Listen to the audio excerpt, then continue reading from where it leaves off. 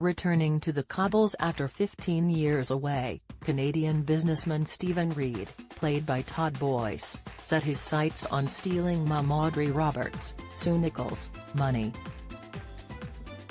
However, things quickly went downhill when his cunning ways were threatened to be exposed, resulting in him taking multiple lives in order to keep his secrets hidden. With it being a year since he arrived back in Weatherfield, Express. Co.uk have taken a look back at the people he's killed, the lies he's told and the plans still unfolding. When Leo Tompkins, Joe Frost, discovered Stephen was trying to defraud Audrey in order to pay back his ex-wife Gabrielle, Helene Maqsood, he decided to confront him.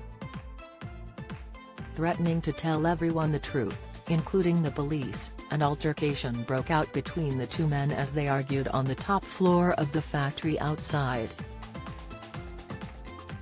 Attacking Leo in a fit of rage, Stephen pushed his head onto a meal barrier before pushing him off the edge to his death. Trying to cover his tracks, the killer pretended to be Leo as he messaged people off of his phone, making it seem he was still alive and well. However, the murderer made it seem as though Leo decided to move to Canada alone, leaving Jenny Connor, Sally Ann Matthews, heartbroken that her boyfriend had left her behind. Burning his things to try and cover his tracks, Stephen seemed to be in the clear until Leo's father Teddy Tompkins, Grant Bergen, made his way onto the cobbles looking for his son. Discovering that his son had never made it to Canada, Teddy made it his mission to try and get to the bottom of where he was. Growing suspicious of Stephen, the killer started to get concerned his secret would be revealed. Although when Teddy was involved in a car accident he got a lucky escape as he confessed to not remembering a thing. However, this was short-lived and Teddy was adamant Stephen had something to do with Leo's disappearance and headed to Underworld to confront him.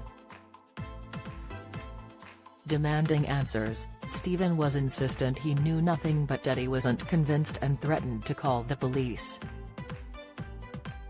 Panicking, Stephen grabbed the heaviest thing he could find and whacked him over the head with a hole punch, ultimately killing him. Don't miss Coronation Street's Eveline's absence explained as daughter Cassie arrives. Insight: Coronation Street fans demand resident needs to go after Roy Cropper swipe. Reaction: Claire Sweeney unrecognizable as she plays heroin addict in Coronation Street. Soap: putting his body into Audrey's car roof box. ITV fans watched in horror as he dumped Eddie into a lake, getting away with murder twice. With Leo and Teddy out of the way, Stephen continued his new plan to try and take over the factory and oust Carla Connor, Alison King, out. Trying to make her appear incapable, he had been secretly drugging her tea with LSD, which was soon discovered by businessman Rufus Donahue, Steve Mayu. As Rufus started to blackmail Stephen in a bid to keep his spiking a secret, the killer obeyed his demands for weeks until he reached the end of his tether. In a flashback scene, Stephen took some LSD with him to Rufus' house to spike him while they spoke about business. When Rufus started to feel the drugs sink in, Stephen took his opportunity to get rid of him by holding his head under the pool and killing him.